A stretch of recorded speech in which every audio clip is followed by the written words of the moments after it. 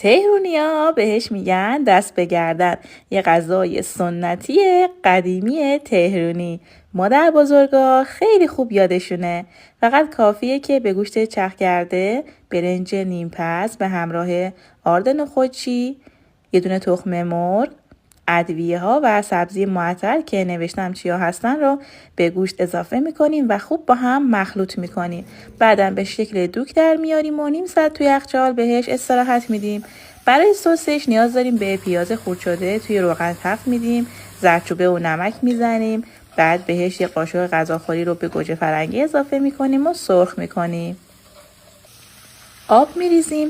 وقتی به جوش اومد کوفته ها رو داخلش قرار میدیم و 20 دقیقه اول در ظرف رو نمیذاریم تا کوفته ها وا نرن. بعد از 1 ساعت غذای ما آماده است. امیدوارم درست کنید و لذتش رو ببرید. نوش جان.